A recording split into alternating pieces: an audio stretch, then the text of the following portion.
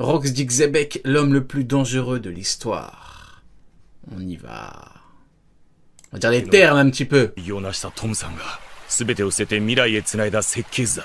少なくともニコ・ロビンという女が実在する兵器を復活させる危険がある以上、それは抵抗勢力としてこの世に必要なものだ。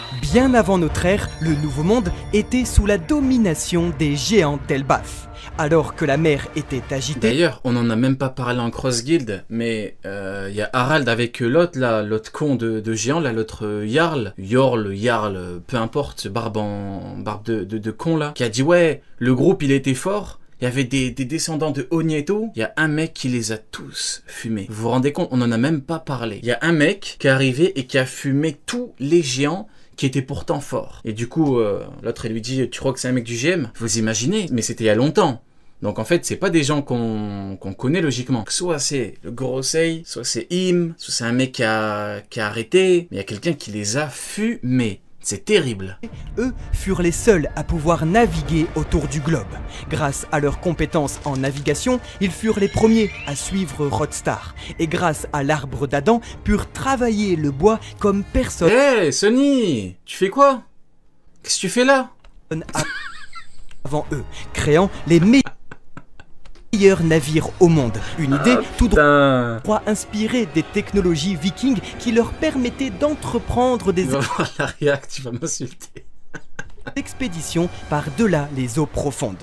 Ainsi, grâce à leurs compétences, les ingénieurs navals d'Elbaf, connus sous le nom de Galeila, l'escouade des grands marteaux, étaient prisés du monde entier et auraient créé il y a 900 ans le... Vous voyez, bizarrement, ça aurait été il y a 2 mois. On aurait dit, ouais, ils ont des marteaux et tout. On aurait dit, ouais, marteau, c'est un peu une arme de random, entre guillemets. Mais Loki, hein. Loki, marteau de zinzin. Hein, donc, Ragnir, toutes ces conneries. Peut-être que ce groupe-là... C'était vraiment des gens forts et que ouais, je sais pas qui les a fumés, mais bon. Plus redoutable navire de guerre au monde, capable de détruire des îles à lui tout seul, l'arme antique Pluton. Voilà pourquoi, en 2006, il y a 20 ans, le jeune Cutie Flamme, qui découvrait au chapitre 355... Il a un flot de zinzin en mode archer, ce con, hein. Les plans de cette arme n'en croyaient pas ses yeux et s'exprimaient. Vous pensez vraiment que des humains seraient capables de construire une telle chose? Et ils n'avaient pas tort, car elle aurait été construite par des géants sur Water 7. Voilà pourquoi, de génération en génération, les plans du navire furent transmis parmi les plus grands charpentiers de l'île, jusqu'à atterrir dans les mains d'un jeune génie. En effet, jadis, à Water 7, il existait 7 compagnies de construction. Mais la passion et les connaissances hors du commun d'un certain Iceberg suscitaient une telle admiration de la part de tous les charpentiers de la ville qu'il réussit à rassembler toutes les compagnies en une seule il y a 5 ans de cela.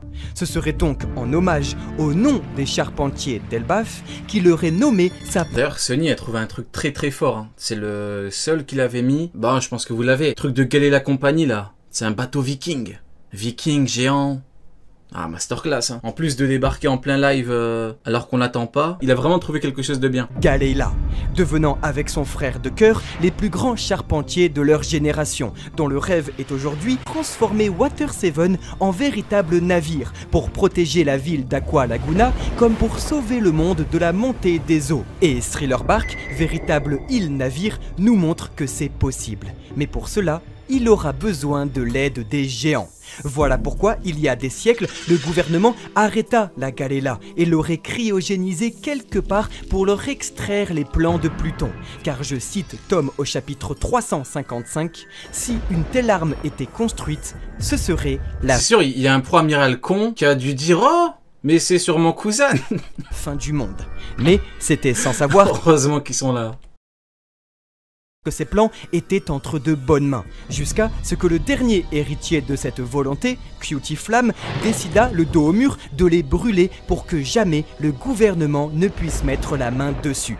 Mais ce n'est pas tout, car un navire colossal, nous en connaissons un autre. Oui, les géants seraient en réalité les charpentiers à l'origine de l'arche gigantesque de Noah, que seuls, comme le précisaient les rois des mers au chapitre 648, pourraient terminer. Je cite, « Nous aurons besoin de la force de ce peuple ». La capture des membres de la Galéla et l'incapacité de reconstruire le Noah est appuyée par un second roi des mers qui déclare « Oui, mais c'est une époque différente désormais ». Ce qui est d'autant plus troublant, c'est que nous apprenons que les géants de la Galéla... Les géants, ils ont plus de flow dans des trucs... Vous voyez habituellement, les personnages genre Kaido et tout, en ombre, c'est pas ouf. Quand ils apparaissent, tu dis ah ouais, incroyable. Les géants, c'est les seuls qui ont beaucoup plus de flow en ombre. Parce que ceux d'Elbaf, pas ouf, hein. Furent aussi composés de géants antiques. En effet, au chapitre 462, intitulé « Barque entraînant le vaisseau gigantesque dans des courants dangereux », ce gouvernail, tout bonnement unique, est le même que celui que l'on retrouve sur Noah. Une roue avec ses chaînes. Ainsi, la ferveur d'Oz de manier un gouvernail qu'il aurait lui-même construit laisse à... Tu peux reprendre ton live après la finale? Oui, bah oui, pourquoi pas? Pendant qu'on y est, Amine. penser Comme si j'en avais quelque chose à foutre de la finale. que ce sont bien des... Non, je rigole. Regarde les deux, tu mets le match en fond et puis t'écoutes le live en vrai, frérot. Tu peux faire les deux. antiques. Tu sais, le match, t'es pas obligé d'écouter les commentateurs qui généralement racontent de la merde, hein, donc tu vois ce que je veux dire ou pas? Donc C'est potentiellement mieux, on parle de Xebec, là on parle des gens et tout, c'est mieux. ceux de la Galéla Tu sais, généralement, les commentateurs, c'est 1 + 1 = 2, quoi. Est-ce qu'il y a un intérêt fou? Est-ce que t'as besoin de les écouter? Non. Regarde le match et écoute-moi, petit con. qui ont construit Je rigole, frérot, je rigole. l'arche millénaire, des navires de la taille du Nil. Le même rêve d'Iceberg. Tout semble donc connecté. Mais alors, où se trouvent aujourd'hui les ancêtres de la Galéla? Où se trouvent ces géants antiques cryogénisés par le gouvernement mondial?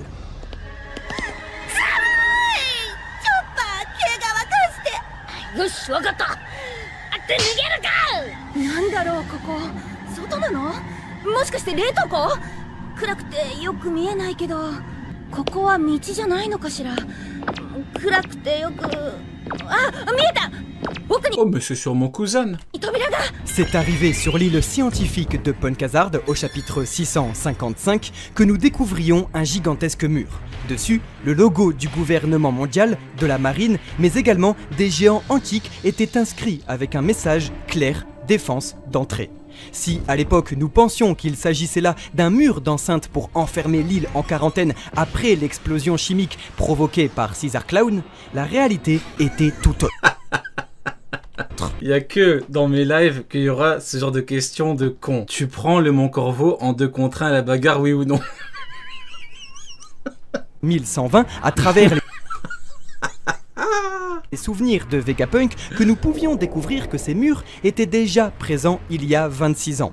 En réalité, il ne s'agit pas de murs d'enceinte protégeant le laboratoire ou pour le mettre en quarantaine, mais bel et bien d'un véritable enclos pour élever des géants antiques Tu artificiels. sais, on a atteint un nouveau stade au niveau des rapports de force, ça y est. À force d'avoir raison dans le manga, il faut... Je te comprends, frérot, je te comprends. Maintenant, et tu me demandes, tu me poses des questions sur d'autres, voilà, au niveau de la vie réelle, par exemple, parce que oui, dans le manga, on est tellement habitué maintenant. Je te comprends, je t'en veux pas. Mais question de fou quand même.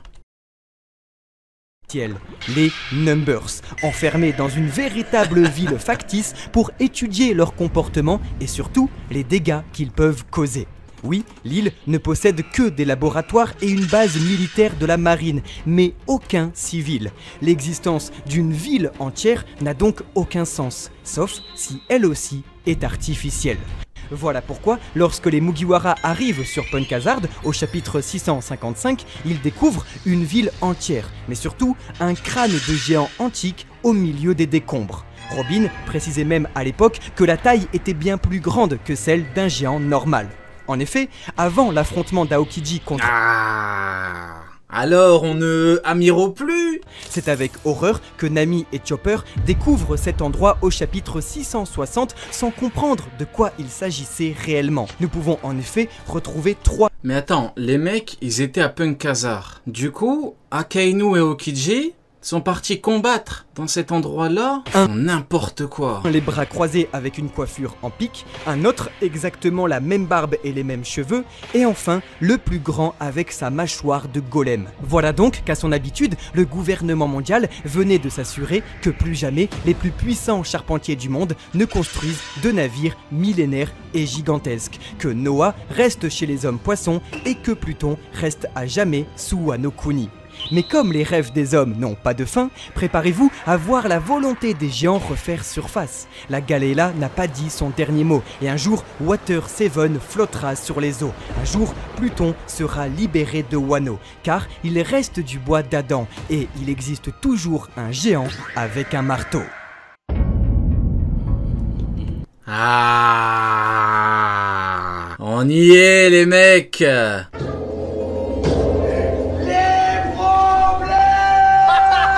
Ça y est, après avoir parlé de la Galéla Compagnie, il est grand temps de passer aux choses sérieuses. J'ai vraiment eu peur qu'ils en parlent encore pendant 10 minutes, je me suis dit là je vais... Ça y est, nous y sommes. Chapitre 1, Rox versus Gold. On y est. Oh, aïe aïe aïe aïe, je vais me déchaîner. Regardez-moi, il y a qui dès le début. Dès le début, c'est pour me régaler. Regardez-moi ce... Là, vous voyez Garp. Moi, je vois un con qui combat d'égal à égal un ours. C'est ça la différence. Vous voyez Garp, moi je vois un con qui fait ça. Oui, mes amis, oui, et ce n'est que le début. Allez, on y va. Alors, on se chie dessus, Garp, hein. Regarde, ça se voit, il a pété. Regarde. Il a prononcé rock, ça se voit, il a lâché un P. Regardez comment tout le monde câble, regardez bien. Prout. Oula, que se passe-t-il? La pierre est au premier abord humble, discrète, au ras du sol, invisible et tapie dans l'ombre.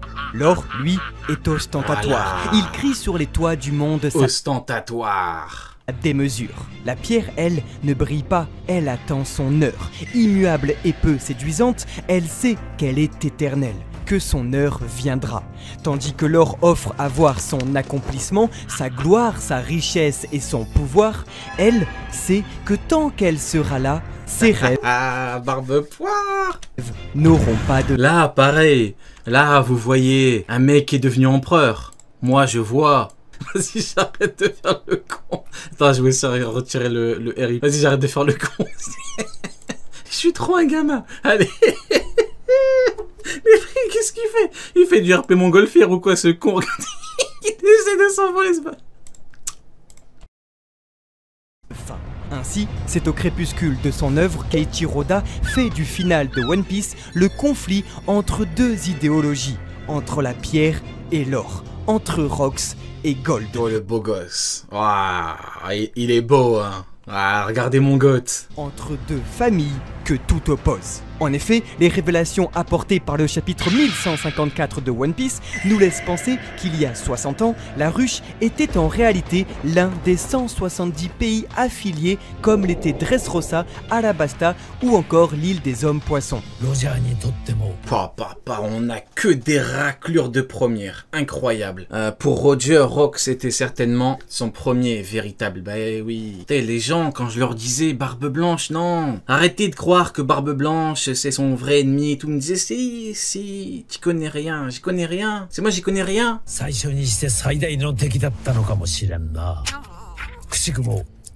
pour ça qu'Oda, il a introduit quoi? Le daron de Barbe Blanche. C'est son daron, il le regarde dans les yeux, il le vous voit. Il appelle père. Regardez-le, bordel. Son roi n'était autre que le souverain Rox-D Shebek. D'ailleurs, il y a des escrocs.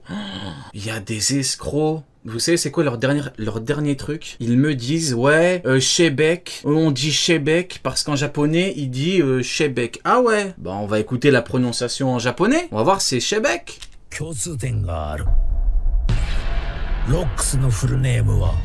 Jibeku. Son roi Voilà. Mais non, il se la joue connaisseur, il disait ah non, on a une excuse, c'est en japonais, bande d'escrocs. n'était autre que le souverain Rox-D Shebek. Non, ils disent Shebek Pourquoi? Le vieux radeau, là, le vieux petit bateau qu'on appelle un Shebek. Mais bordel, Xebek, c'est pas un putain de petit bateau de merde. Appelez-le Xebek, bordel. Soyez normaux au bout d'un moment. Arrêtez de faire n'importe quoi. C'est Xebek, bordel. Lui-même issu. C'est comme professeur Xavier, c'est pas le fameux professeur Xavier. C'est la... les X-Men ou les X-Men. Bordel. La famille Néfertari d'Alabasta, d'une lignée portant l'initiale du dit dans son nom. Cependant, voilà, comme l'aura prouvé le chapitre 1085, les rois porteurs du dit ne peuvent s'empêcher de demander des comptes au gouvernement, comme habités par une quête de vérité qui les dépasse. Mais comme l'aura aussi prouvé ce chapitre, le pauvre Cobra quoi. Il s'est fait pull-up dans la salle du trône. La mort c'est pas marrant, c'est pas marrant. De Néfertari Il s'est fait pull-up. Ce besoin il a rien demandé le pauvre. De réponse s'accompagne très rapidement d'une punition. Nul ne doit connaître les secrets et les tabous de l'histoire. Or, comme nous disait Sengoku au chapitre 950... Ultimate, ouais. Le 957, c'est l'un des plus gros chapitres de tous les temps. Le nombre d'infos qu'il y a à la minute, à la seconde, à la page, à la ligne, au mot, c'est affolant. Tabou du monde, c'est particulièrement ce que recherchait Rox-D Shebek. Oh, le monstre. Ainsi, nous apprenons qu'il y a 5... Non, pas 3-0, non, arrête. Non, non, tu mens.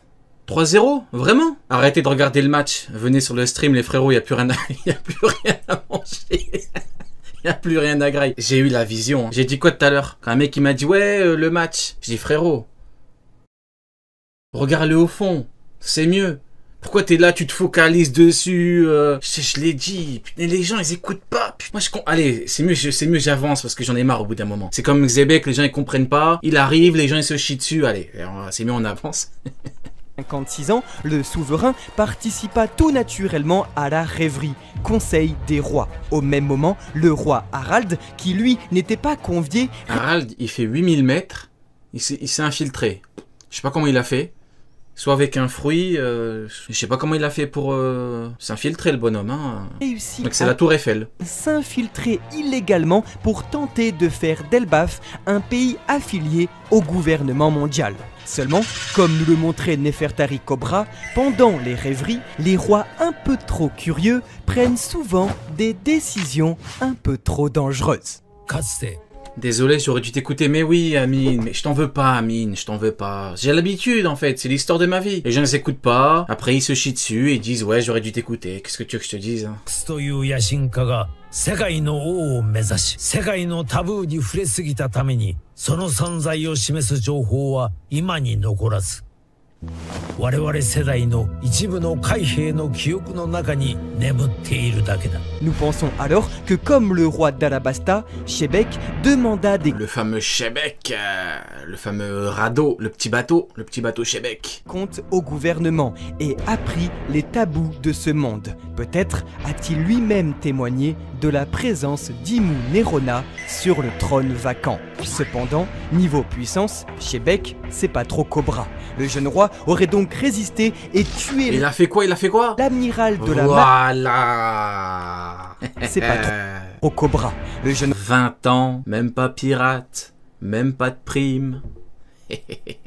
roi aurait il a tué Kaido, voilà. Donc résisté... Il vient de tuer Kaido. Et tué... Il a jamais combattu de sa vie, il vient de tuer Kaido. L'amiral de la marine présent à Marie-Joise. En effet, comme Fujitora et Aramaki, on vous rappellera que durant une rêverie... C'est pas devenu des vas-y-eux. On connaît tous un vas-y-lui. Vous voyez ou pas? Tous. C'est pas devenu des vas-y-eux. Genre, on dirait pas une blague. Je sais pas, moi je les vois, je me dis, mais qu'est-ce que c'est que cette chiasse? Waouh! C'est vraiment une équipe de tocards, mais de tocards! Oh, le mec, il est tellement con, il s'est retiré la vue. Lui-même, abruti sur 20. Lui, bon, n'en parlons même pas. Le mec, il fracasse son neveu gratuitement alors qu'on lui dit, tu peux ne pas le fracasser. En vrai, celui qui est le plus normal, je crois bien que c'est un Kainu. Je crois que c'est le plus normal du groupe. Les autres, c'est tous des abrutis. Les amiraux sont convoqués pour protéger la Terre Sainte et ses habitants. Non, mais je retire ce que je viens de dire. Il a combattu son pote pendant 10 jours. À la fin, il devient amiral en chef. Il dit, oh, mais comment ça se fait que je peux pas les combattre tous les jours? Ben, abruti, t'es devenu amiral en chef. Et c'est pas le but de l'amiral en chef. D'aller combattre tous les jours. Tu comprends ou toi aussi con que t'es fan, Dans Brutti? Dragon Céleste de potentiel débordement. Tuer ainsi Non, je pense que c'est l'alcool. un amiral de la marine relève Ou alors, y a pas que du tabac dans ce qu'il fume. Je n'en dirai pas plus. d'un exploit absolument phénoménal et tout bonnement inégalé de tout le manga. Un Ça arrive, les problèmes, les mecs, les problèmes inégalés. potentiel débordement. Tuer ainsi un amiral de la marine relève d'un exploit absolument phénoménal et tout bonnement inégalé de tout le manga. Un crime si puissant qui attira toute l'attention sur Rox, permettant donc à Harald, comme il le dit lui-même, Et après, on ose me demander pourquoi Rayleigh n'a pas voulu tuer Kizaru. Voilà pourquoi. Vous avez la réponse.